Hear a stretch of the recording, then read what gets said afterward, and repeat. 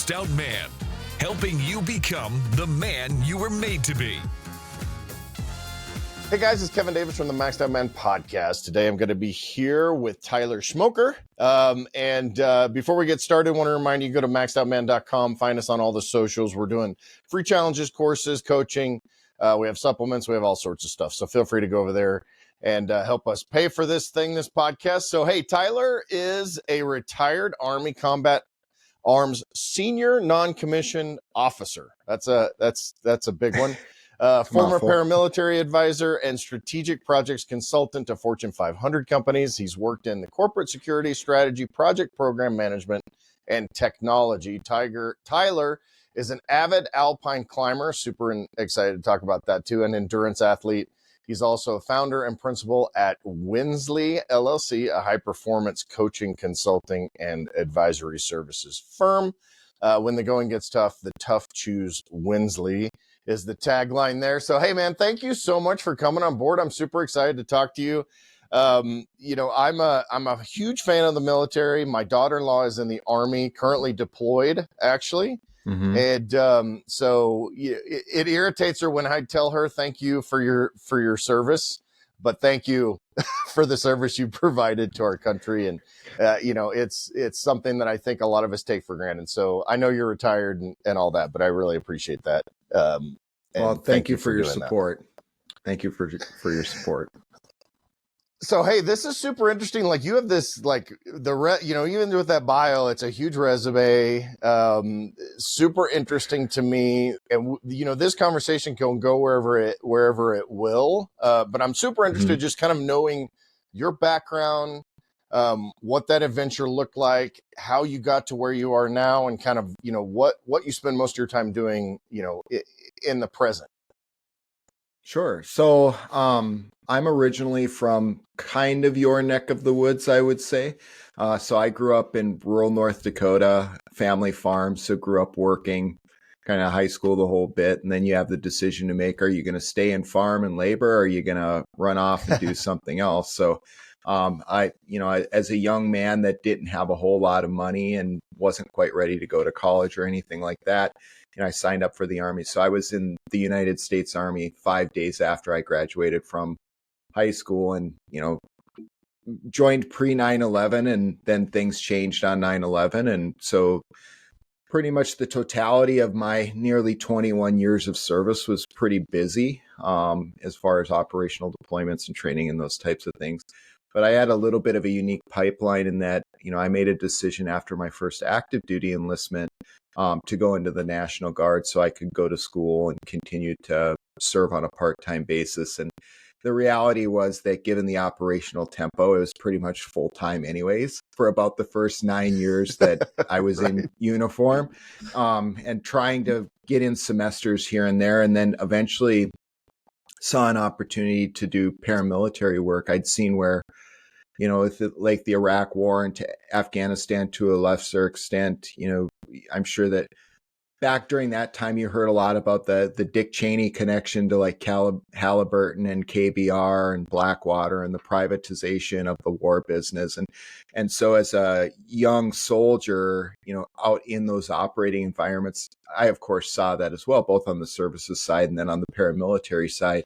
And, I thought to myself, well, that's something that looks pretty interesting. So I had a little bit of a hybrid career in that I was a National Guard person and eventually in the reserves.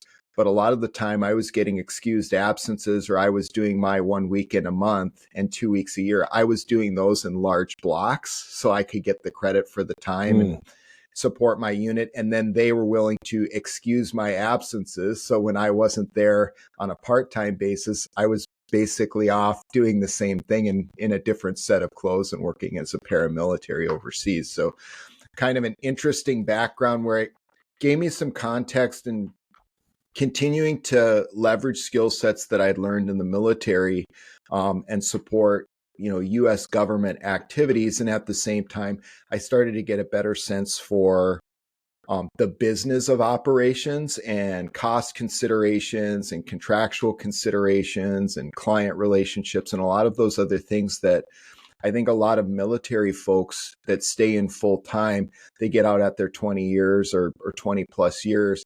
and they have to learn all of those things. So I had a little bit of a soft landing in that I was able to kind of blend those things together. And then from there, it evolved to where I got into corporate security work, working for a large global firm and supporting Fortune 500s and sitting in boardrooms of some of the biggest companies in the world and helping them with their unique challenges.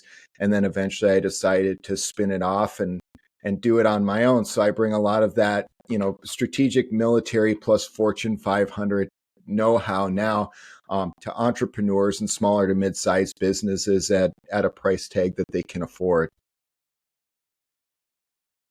Yeah, it's really crazy. First of all, you oftentimes and kind of I get the behind the curtain view of the Army, because of my daughter-in-law. But a lot of times you think of the Army as like extremely rigid, only one way. And I like how you described your career, because I think it shows really that, it's not quite as, it is run like a business, probably run very poorly in terms of a business standpoint.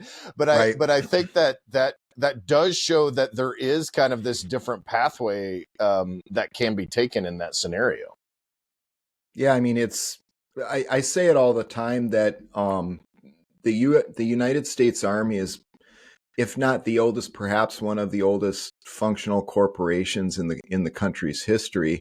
And so you take those good aspects of it, and then, again, I saw early on enough that I needed to start upping my business IQ and my business acumen and relationship, and really just considerations around profitability and operating efficiencies that I think, while leaders in the Army aren't intentionally being wasteful, I think just by bureaucratic design, it does lend itself to waste on occasions, because none of it's your own. And when you don't own anything, you don't take care of it quite as well as you would take care of your own thing. It's like a rental car, they're shot after 100,000 miles because everyone drives them like a rental car, right? So, yeah, I really dove into that. Did a lot of my course study on that in college as well, just really looking at kind of the paradigm shift between um, inherently military and governmental activities, and the privatization of that. And to kind of use one of the earliest examples of that, it's looking at the U.S. Postal Service and FedEx. And now you could even amplify that and say, looking at the Amazon model. It's like, well, how do we find that right balance in organizations and taxpayer dollars, and how they're being spent, and how it's serving us? And sometimes it's a matter of really what a lot of businesses face, and especially like smaller businesses that are experiencing growth and attempting to scale. One of the buzz phrases or terminologies that's used now is the consideration around build versus buy, right? Do you hire a headcount to come in? Do you build the software yourself to meet your specific needs? All of those things. Or do you look for something that's off the shelf, whether it's, paying a subscription for a tier 1 SaaS application to do your billing and your invoicing and your bookkeeping and all of that automated? Or in the case of services, is it better to bring on an FTE that might cost you $200,000 a year, all benefits in? Or is it better to bring in a guy like me on occasion that maybe there's an hourly premium on it that's a little bit higher than having an FTE? But if you only need me for 3 weeks, you only need me for 3 weeks. So those are just kind of some of the considerations in that pendulum that swings between public and private sector, I think. Yeah. And do you feel like that, because you have way more experience than I think probably most do, and you're on the business side looking, you kind of look at it from a business standpoint. Is that really the problem that we have in the public sector? Like the U.S. Postal Service is a great example. We had this postal carrier here at our place, and we run a business out of here, ship out of here. And she just got fed up with it and quote unquote retired. But because she was literally like the only person in this small town post office that actually cared about what she did. And is that one of the big things in the public sector, is that there really isn't, there's no ownership of what it is they're doing, and there's no real, we have like this multi-level hierarchy, and maybe the very top 4-star guy is in charge and the buck stops with him and all that, but almost everybody else below him is kind of not a true owner of whatever process they're doing. Well, and even then, is the 4-star general or the head of a division within the private or within the government services or the public sector, do they really own it? Not really. I mean, at the end of it, they have guarantee on, a pension or whatever it is. So I want to be very careful in how I word it. Having the government's listening, right? But more so having been on both sides of the coin. So I don't want to diminish. I don't want to diminish the intent or the drive or the passion of people who are in the government services, who are doing it the right way and keeping taxpayers' dollars at front of mind, because I think that there are a lot of people who are really dedicated that are. Mm-hmm. I'm going to look at this not from an individual person perspective, but more of a systems perspective. When you look at a public sector and a private sector organization, I was listening to a podcast the other day and they were talking about this, and really it was well put. It's that the government sector has a monopoly within their sector in by and large. I mean, some of that's changed, especially within like distribution. So you have like DHL and Amazon and UPS and all these other things that compete with the Postal Service, but it's not inherently a competitive activity, which means that you get folks that will stay within the public sector, and it's really a matter of it's more tenure based and minimum requirements based. So as long as you meet X requirements that are defined for promotion to the next pay grade or whatever, or next position, yeah, of course there are components of merit to that, but it's not the same as in the private sector where, okay, you have to politic to move up and you have to do these different things and you have to generate revenue and you have to have profitable revenue and all of those other things, which the companies incentivize people to have that sort of growth. And so they incentivize them through positions and esteem, and then also the material value and company cars and expense cards and all of this other stuff. Whereas that doesn't necessarily exist to the same extent within the public sector, right?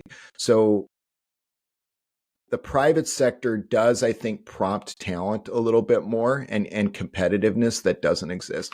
And to a larger extent, and this is where, I don't want to upset people, but even when I was still primarily military in nature, I was, in my career path, I was a student of, geopolitics and public policy and all of those types of things. So you almost look at it like capitalism and communism, right, as examples. Mm-hmm. And so with the communist idea, it was, well, we want to make sure that everyone has access to these essential services, which is good. You want everyone to get an education. You want everyone to have accessible healthcare. You want everyone to have adequate housing, food, all of those basic needs. The problem was there wasn't that much above that. So you created societies then through capitalism. And again, I haven't studied it deeply, but as a casual observer, it looks as though there's not really an incentive to do more. So there's not really an incentive to innovate or succeed. And okay, once you've met the minimum viable product, that's pretty much where people stay. And so that's what I look at when I see like a communist or system, is that people are doing just enough to have minimal viable product. But then over time, as the system atrophies, you end up with, okay, well, they're supposed to be providing adequate housing and adequate healthcare and collective farming and all these. And then it all starts to suck. And the reason it sucks is because no one takes pride in ownership. If you're a farmer working on a collective farm and it's not your farm, you're doing minimal viable product because you're never going to own it. You're never going to be more than just the farmer. You're never going to grow your farm. You are a worker on someone else's farm. So that's the danger of those systems where there is no pathway to ownership. And without a pathway to ownership, you are pulling a lever in someone else's organization and someone else's machine. Whereas within the private sector, you can be in situations where if you work really hard, you hit sales numbers or you exceed sales numbers. If you're in a well-functioning organization, that stuff is rewarded because they want you to do more of that, and they want you to amplify that activity so they can grow the business, they can overtake competitors, they can do all these things. Granted, capitalism's got its own share of problems too when you get into where we're a totally consumption-based economy. And like in the American experience, we reached a point where we kind of stopped building stuff and we let other people build our stuff. And then we just started building spreadsheets for the stuff that someone else was building for us. And when we look at it, it's like, well, what do we really have? If the light switch goes off, my spreadsheets are gone and it's like I never existed.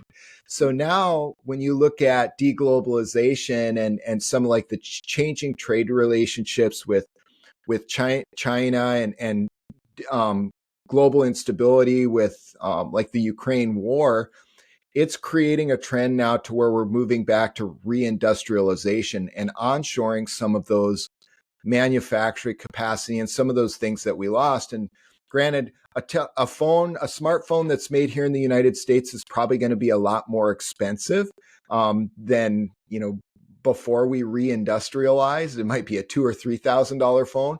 But at the same time, if we have low unemployment, we have jobs that people want to work, and it's not the $15 hour jobs that, a lot of people don't want to do. And then you have people that have better jobs saying, well, people just don't want to work anymore. Well, people don't want to work do sucky jobs. That's what they don't want to do.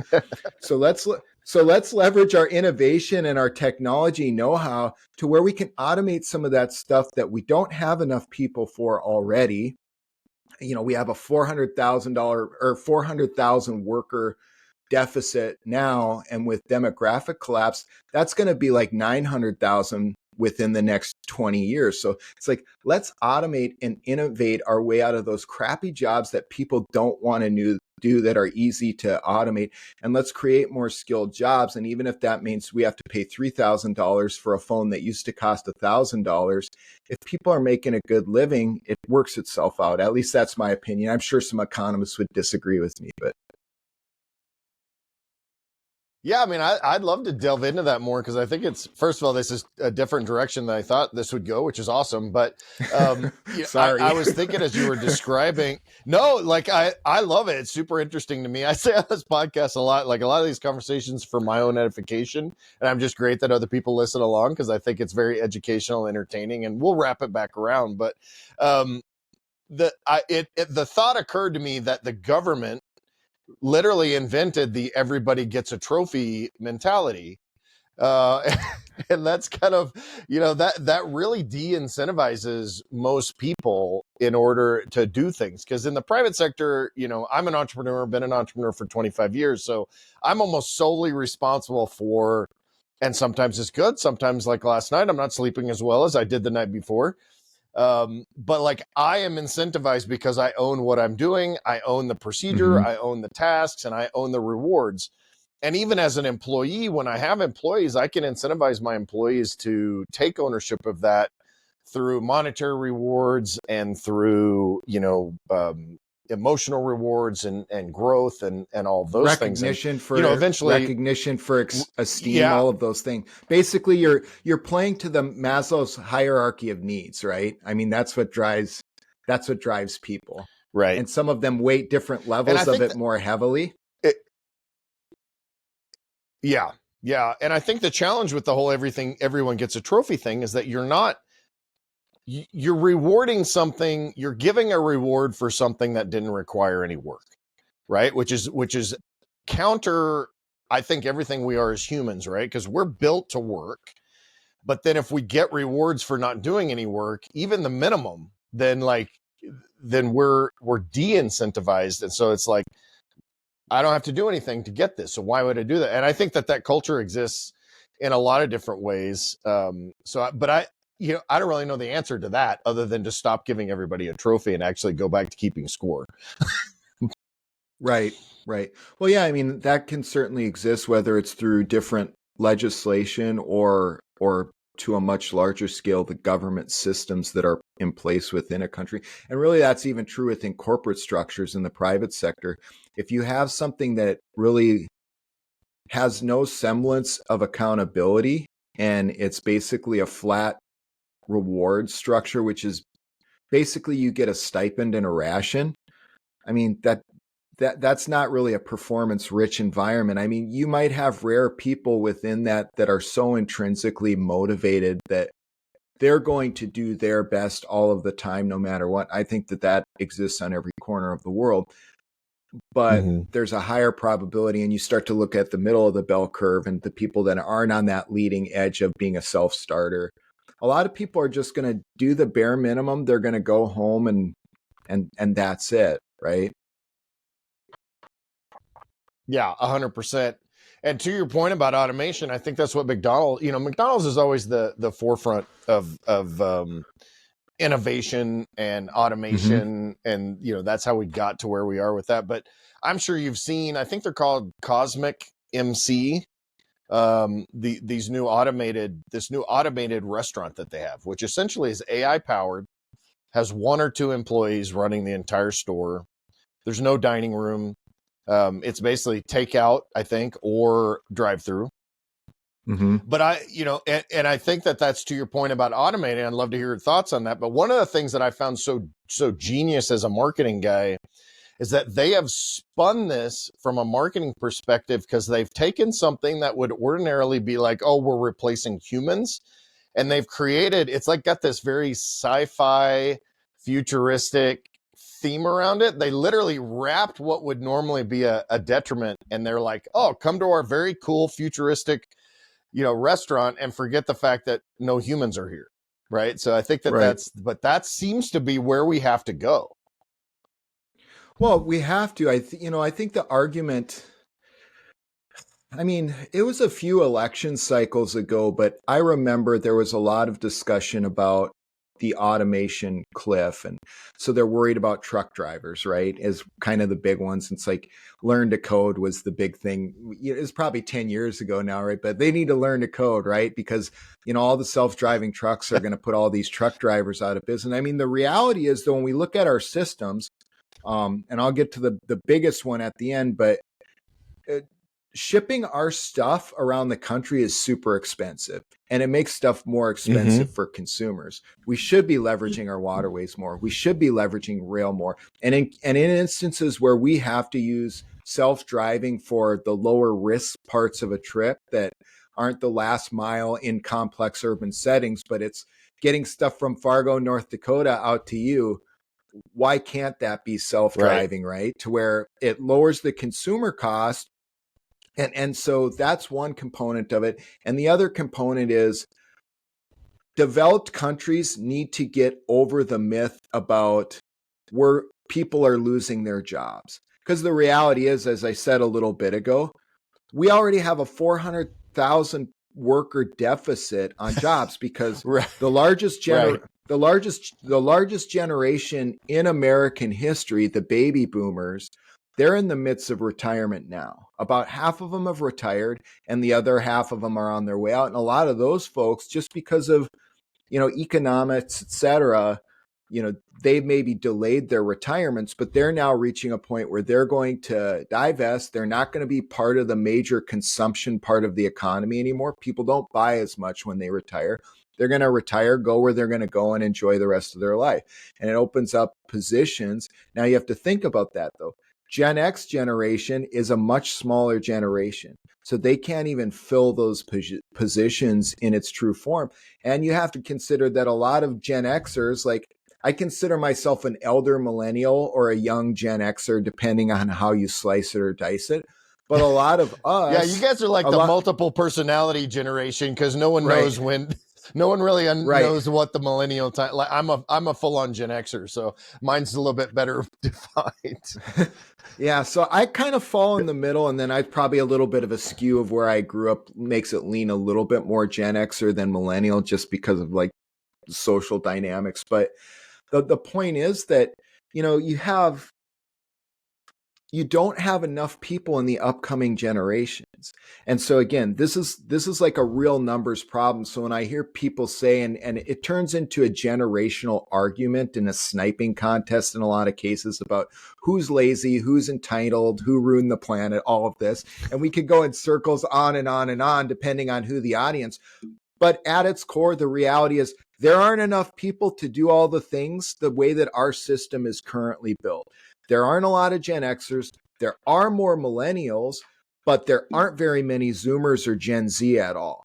And so, like, I'm a big listener of Peter Zion. He's a geopolitical strategist, and he talks about a lot about demographic decline and collapse within developed countries. And a lot of developed countries are at different phases of either demographic decline, as in the case of the US, meaning we don't have enough people to do the stuff we need to do within our current system. And then there are countries that are in demographic collapse, meaning that they're at more of a risk of, they have a middle class that can no longer provide cheap labor, and now they have consumption, and they just can't keep up, and they're really not going to have enough people. Like China's an example of a country that, with one child policy, that really hobbled them to where they don't have enough working adults to do all the things that they need to do. So you see a lot of that manufacturing capacity out of China. It's not terribly technical yet because they're a communist country, and because there's a certain level of protections that doesn't necessarily support innovation. And before we were talking about performing at above the minimum viable product. So you have a lot of people that are performing, they're pulling their lever and doing minimal viable product, but maybe on that factory floor somewhere, there's an entrepreneur who could have come up with, a life-saving technology. And I feel like at least within our society, we have some potential to do that. So, I was getting to my point that, a lot of Gen Xers, younger Gen Xers like me, and even older or, true Gen Xers and then elder millennials, a lot of us with, the catalyst of the pandemic have decided it's like, what am I doing? Am I waiting to get laid off at a place that I worked for 9 years or 10 years? And, I like some of my clients. I don't like some of the other ones. Maybe I like my boss. Maybe I don't. So a lot of us, because the barrier of entry is now lower to where, I can get a no code website pretty easily. I can develop a social media presence that gets me a lot more hits every day than a lot of company websites can hope for in a month. Why can't I market for myself? I can get a Stripe account. I can do my own invoicing and billing. So the barrier for entry is much lower. So now we have Gen X, or excuse me, baby boomers that are exiting the workforce from some of these larger corporations.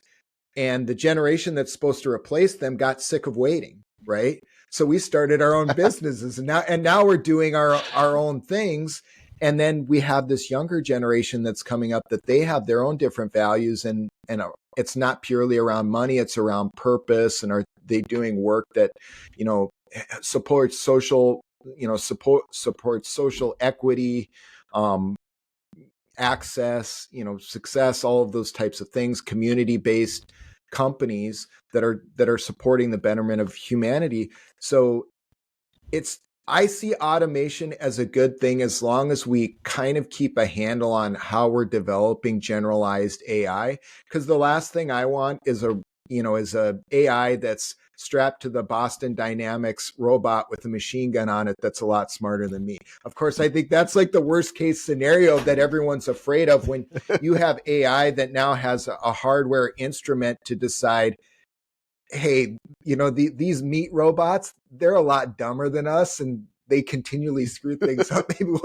So we want to make sure that we're engineering on the AI front, and even as we're automating jobs so that it's for the betterment of humanity. And at the same time, the finite amount of people that we do have, we start really treating them like the rare earth resource that they truly are. And instead of saying, well, this person they just don't want to work anymore because they don't want to do a $15 an hour job. Well, no, they don't, but they're also a rare resource. So let's develop them and let's get them into roles that work. So maybe instead of having a crew full of $15, $20 an hour people at a McDonald's working, you have one person in there that's running it. Maybe they're making $100K and they're making a good living, right? And I mean, how do we and I love pretty much everything you said, but because the real problem, and like you said, we can get in kind of these generational wars, and you're lazy, live with your parents, and all this stuff. And granted, there's housing short. We're a huge housing shortage right now too, which is it's not necessarily greed. I do some real estate stuff, but it's not necessarily greed that's driving the prices up. It's because we don't have enough homes. That Right. supply and demand aspect of it. But with this younger, like the Zoom generation, Zoomies or Zoomers, I guess is what they're called, and Gen Z, and in that group, if they're all as a conglomerate in a mindset of, these, like, I want to have self-fulfilling jobs, like when we, like as Gen Xers, right? Like our first job was in fast food. We did the menial jobs. It was a rite of passage, and it was just part of it. We developed work ethic. We developed understanding of community and strategy and working together and all of these things. If we have now a generation that is not interested in doing that, not that they won't if they have to, but not necessarily interested in that, like, how do we bridge that gap? I understand what you're talking about, where you have but that's like a 1 to 13, 1 to 15 person running a shop that still leaves 14 people that may not be able to do a job. How do we, in your opinion, how are we bridging that gap? Well, I think we definitely have opportunities for education and really redefining education and how we pursue that. I posted on LinkedIn recently, and the post did extremely well, which I'd like to say I was surprised, but I kind of knew it would strike a chord. But it was about I was gonna bring this up, by the way. I was gonna bring that up. Okay. So, and if you're watching this, you can see I've got my degrees hanging on the wall behind me. So I came from a generation where it was like, you have to go to college. I came from a family that didn't have degrees. And so you have to go to college, you have to study hard, you have to work hard in high school, you have to go to college, you have to do all these things. So like, even when I joined the Army, it's like, well, you should just go to college instead. It's like, well, that really wasn't an option for me, but then it made it an option for me later on. So then I was going between deployments overseas, having semesters interrupted for training and deployments and all this other stuff. So between undergrad and grad school, it took me about 10 years to get it all done. So really, probably 3 to 4 years longer than it really should have, because of government funded camping trips that were interrupting that, right? But so I did a post about this, and I said, it's kind of a danged if you do, danged if you don't situation where, I worked so hard, the government funded some of my education, some of it I still had to pay out of pocket, and there's a whole lot of sweat equity because I still had to do the work to get it done. But I posted about these degrees that I worked so hard for, and was a kind of a driving focus of pulling myself out of poverty and working really hard and not getting a lot of sleep and stuff for a lot of years. And, while I'm waiting to get into those executive roles that the generation prior to me had, because they're delaying their retirement because, we're in a recession and all of these other things. And then you get sick of waiting. So to start my own business, right? And now to the younger generations than me in the middle as an elder millennial or a young Gen Xer is, oh, degrees are worthless. They don't mean anything. And interestingly enough, a lot of the people who say degrees are worthless are folks who don't have degrees. So, and I know that that's not entirely true. And I know that a degree alone doesn't make someone smart, or it's not a sole metric of whether or not they're going to be successful or not. But I got a lot of response on that post and a lot of feedback on both sides. It's like, oh, degrees don't mean anything. It's a waste of time. Or yes, they show that you have some level of commitment or work ethic. So I think that that's just one of those examples of societal constructs that is very generational. And I think at some point you're not really going to beat the argument. You state your piece about it, and then you move on. So I know that, if one person looks at my background, the degrees might be a point of legitimacy, and maybe they'll want to work with me because of that. And then on the other end of it, maybe it's like, oh, this guy wasted a bunch of time and money on stuff that doesn't matter when he could have just been an entrepreneur. So there are really those two sides of it. And I think the broader discussion outside of me then is that at some point, we just have to let the next generation start figuring it out for themselves, because there were a lot of things that every generation that's working within the country right now have done, well at, whether it's the boomers, whether it's Gen Xers, millennials, Gen Z, et cetera. But with each generation, I think that we've consistently gotten a little bit more conscientious. We've gotten a little bit more faster, and we've gotten a little bit more efficient, right? In terms of technological savvy and leveraging technology to do things. So even though it's like a generation removed for us, and we look at Zoomers, it's easy to say, oh, they just want to play video games and be lazy all day. I mean, the reality is, if they're figuring out ways to mechanize and automate some of those things that we thought had to be a 40-hour job, then good on them. As far as I'm concerned, let's take care of our society. Let's take Right. care of our families. Let's take care of the environment. And who cares how we did it at that point? If we're kind of meeting some of the high points of a well-functioning society, and if it means that we have folks that get on a keyboard for 3 hours a day, and then they have time to take, 6 weeks of vacation a year, then I applaud that generation.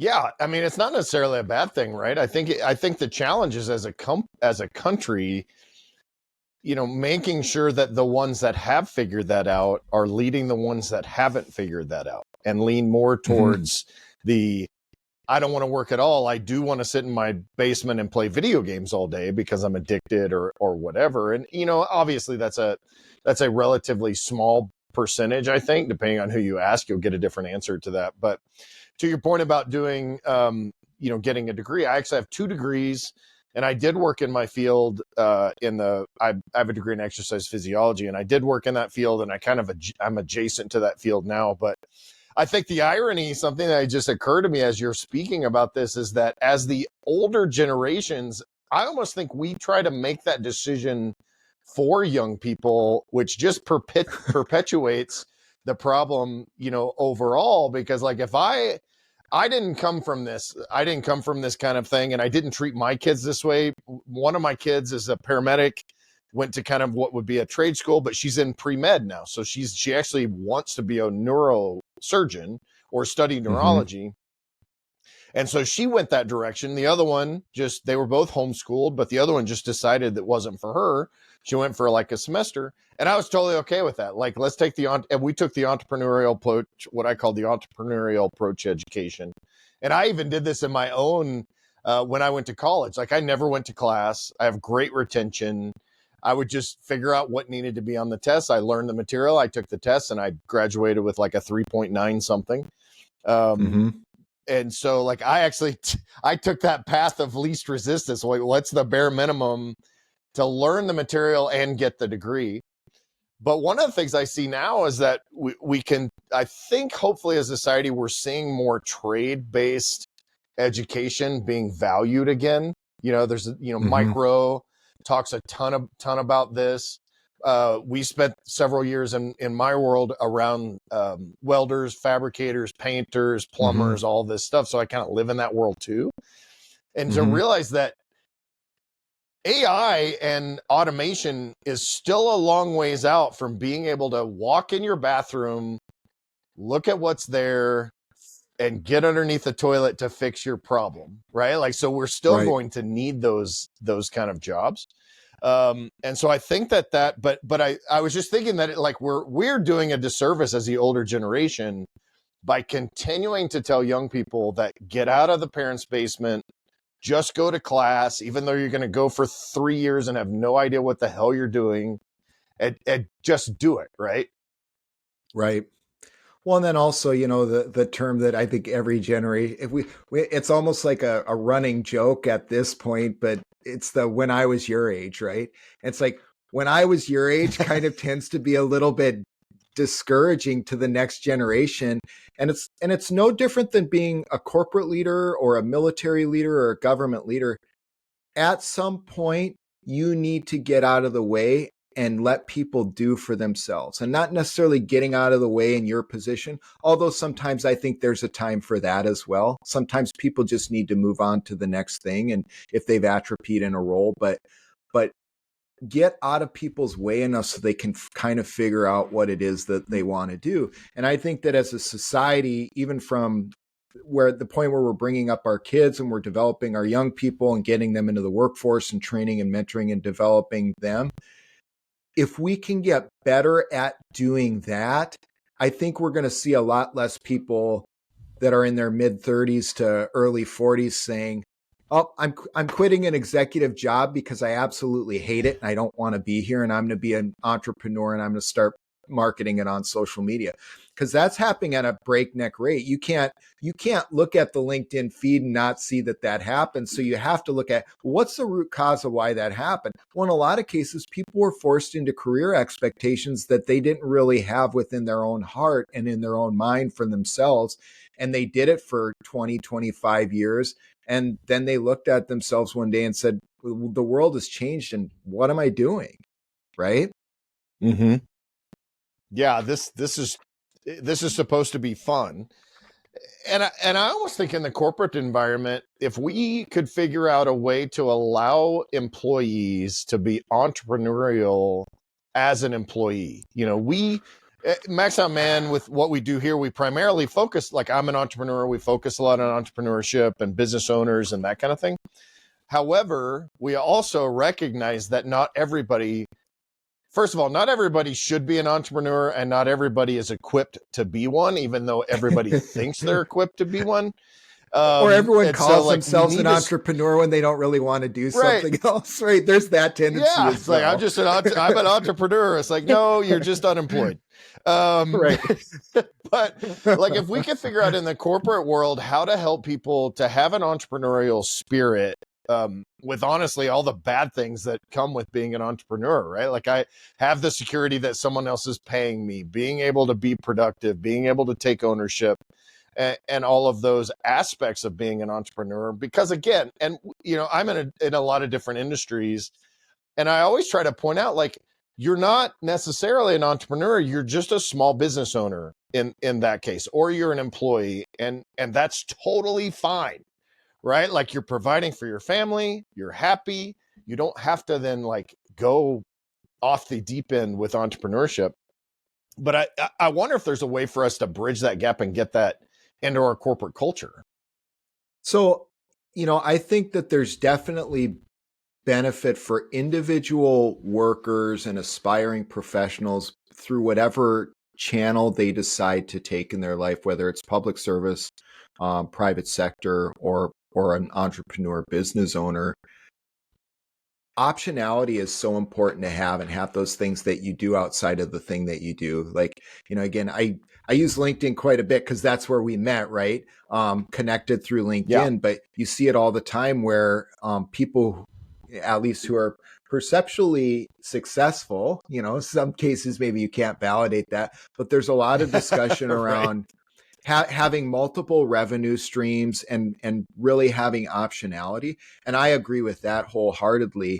And so, I even liken it back to my own military experience, to where even when I talk with other military folks, they're like, you kind of have a weird background, because I was dabbling and figuring out ways to do part-time between different things. But it was a way for me to stay actively engaged within my career, to where I could do a couple different things and have a change of scenery. And I was still supporting both of those, whether it was paramilitary and then pure military operations, and then also being a student. So always having like 2 or 3 things going at one time, I think is super important. And now I'm glad that you brought this up too, Kevin, about companies and corporations getting more accustomed to the idea of promoting an entrepreneurial mindset and also entrepreneurial activities within their organization. Because I think if you go into an orientation of any Fortune 500, they're all going to say they want you to have an innovative entrepreneurial mindset. They want you to be a self-starter. And then as soon as you're an influencer on a social media platform and you're getting more pings than the company website is, then there's going to be someone who has a problem with it. It's like, well, what are they doing all day? Are they an influencer? And are they selling something on the side? Does that mean they're selling it when they're supposed to be working? And all these other things come up. It's like, sure, there's a potential risk for that, because again, the barrier for entry to be a person of influence and effectively market something that's independent of a large organization is more possible than it's ever been, through the power of social media in particular, and then backed by so many subscription-based back-end systems that are available. So you don't have to have a $100,000 Oracle subscription to run your business and have an ERP. I mean, you pay $12 a month for Square, and you're sending out invoices and you're doing direct pay and all of this other stuff.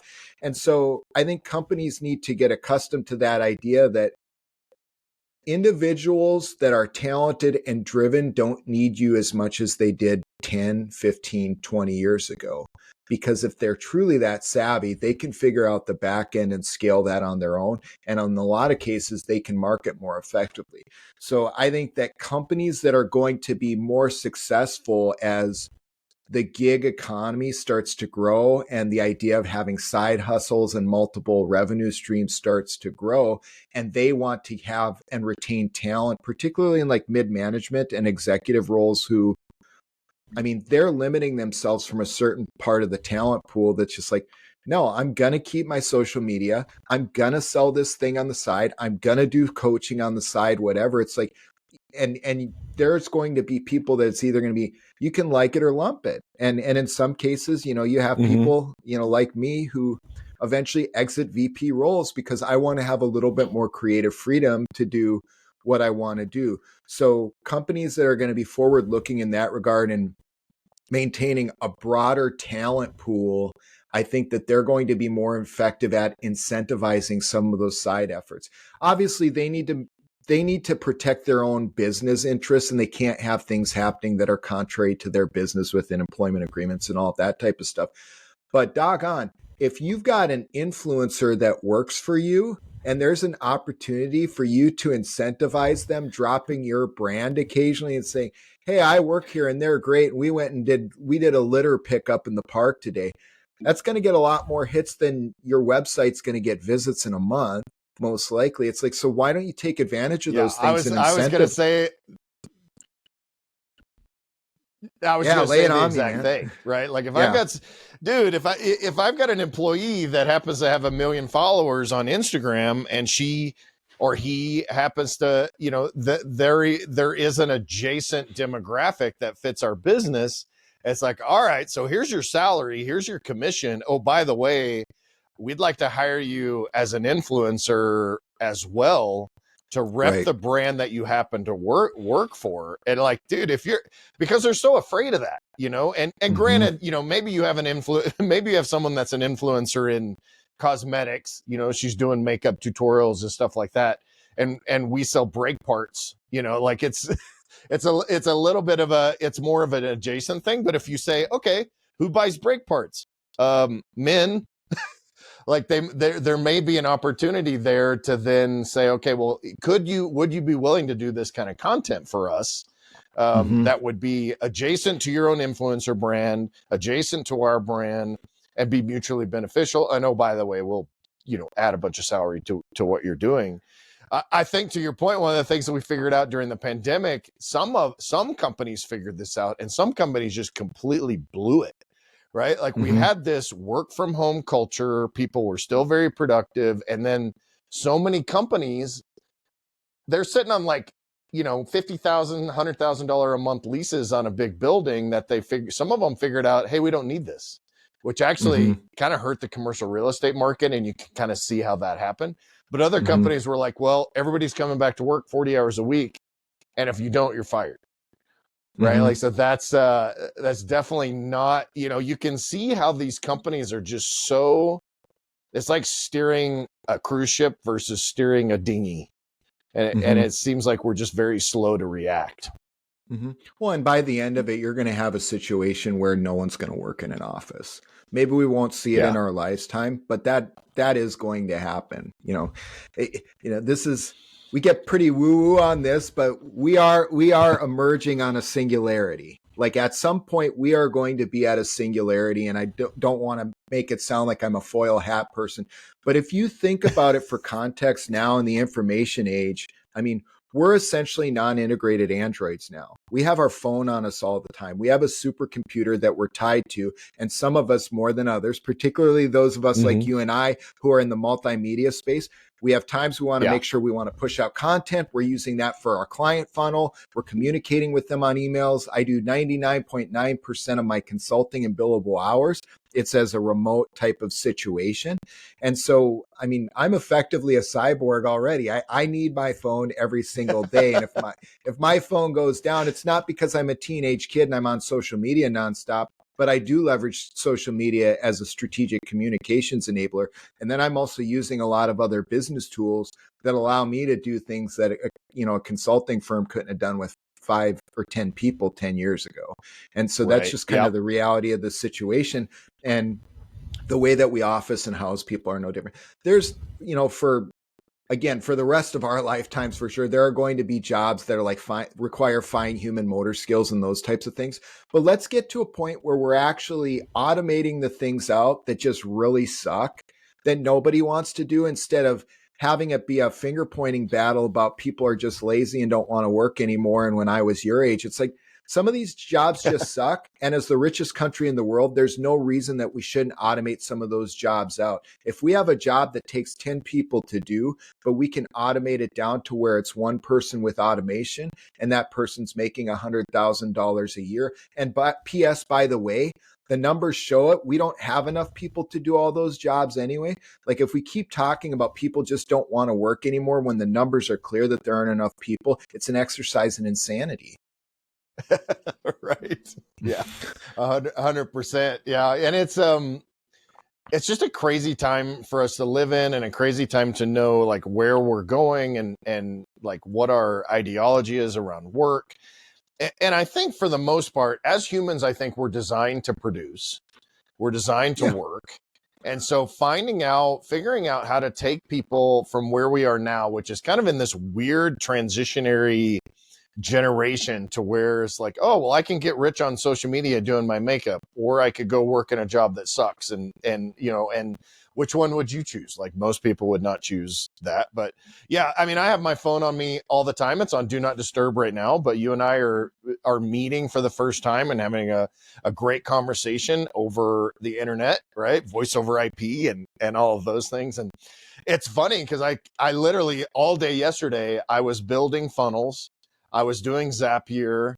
I was connecting Kajabi and Go High Level, and I'm, Go High Level is a SaaS, obviously, or it's a service, and I'm using it with new AI technology so that it can actually be my call setter for a book a call funnel, and I don't even have to do that crap, right? Like, it gets all the way to the end until that person actually gets on the phone with someone about doing coaching calls with us, for example.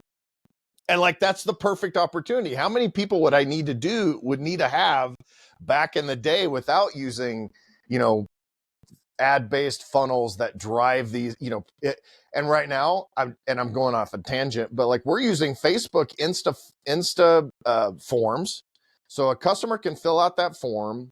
They go into Go High Level. Go High Level will pre-qualify them based on a survey, kick that back to Facebook, and then Facebook will pre-qualify that person and create a custom audience for me to improve how well my ads do to reach the right people. Like, it's just, but it's all AI. It's all automated. I don't have to do any of that by hand. Right. Yeah, that's exactly right. So you're leveraging technology, to use a military term, as a force multiplier, where you have where you don't have an adequate force of people or troops or employees or executives. You leverage technology where you can, and then where those things where you still need those soft skills, that's when you have a discovery call, right? And where you need to have that human touch, you still have that. So it's not that I'm suggesting that we should just go to the matrix where we're all in a pod and it's sucking our energy to do things. It's more of a matter of, let's leverage engineering and technology and innovation as it was intended for the betterment of humanity, so that we can all live more comfortable lives. And to your point, I think most people inherently want to do a good job doing something that they want to do, and they want to be rewarded for that. So I think for a lot of people, it's not a matter of, oh, they just want to sit in the basement and never move out of mom and dad's house. I think it's a matter of, how do we present, or at least advertise, the opportunity to think about what those things are, so that each person can find that thing that they want to do. Like, it's always kind of weird. Like, when I look at like high level sports, just say it's figure skating, for example. Not that I'm a big figure skating fan, but we'll use it as an example. I often think to myself about how, there's probably someone in a country that maybe is even in a hot climate, right? And maybe they don't have access to that, but maybe they're the most talented figure skater in the world, and it's unrealized. And a lot of, and I'm not particularly talented at anything either, so I think maybe I never found that thing that I'm a savant at. But I think that it's exciting, the potential to have access to more people to explore what that thing is for them. Because I think if everyone is finding the thing that they're, whether they're an elite athlete or thought leader or professional in or visionary, the more people total on the planet that find that thing, the more efficient we get. And I think also the more conscientious we get. If we have people in the right roles, whether it's dealing with like geopolitical policy, people with the right vision, but also the right temperament, maybe we have a few less wars, maybe a few less people suffer, maybe everyone has food, those types, maybe there's less waste. So that's the exciting prospect for me, is showing what this big world and even what like the digital world is unlocking for us all in terms of access. Because I can tell you, before social media, you and I never met. We never had this discussion. Right. That doesn't happen. I happened to see a clip from one of my connections that was on your show. It sounded cool. I checked you out and I said, this is a guy I'd like to talk to. I reached out and here we are doing it. Yeah. Yeah. And that's honestly, I say this all the time on the podcast. It's been one of the best things about doing this podcast, is get to have literally conversations with people all over the world that I would never get an opportunity to have on all levels, from tradespeople to, people that have run hundreds of millions of dollars of companies. And it's just super fun to have that connection. And like you were saying, there could be some 7-year-old in Sahara, Africa, that is as a brilliant mind, right? And is just on the cusp, could be with the right set of circumstances, create something that will change the entire world, right? And that globalization and that connection that we have, and honestly, there's a bit of an altruistic look at that now, and something, until now, I really wouldn't think about it in this way, but it can, like, all of this connectivity can help take that kid and create global change just from that one individual. And then you multiply that times millions, right? To have those connections. Yeah, absolutely. I mean, I think about my own instance now. A lot of people look at, yes, I'm fortunate on the global scale that, I grew up a man, which gave me access to some more things. I grew up white, which gave me access to some more things. That's just the way that society has been. And I grew up in the United States. But at the same time, relatively speaking, I grew up pretty rural, pretty poor, didn't have a lot of access. So I was able to find out about programs that I had and then slowly expand that horizon. And it's my hope that, everybody everywhere has that access to explore and hopefully find the thing that they're going to be best at. Because I think the more people we can help find the thing that they're going to be best at, because everyone has a talent, the better the world will be.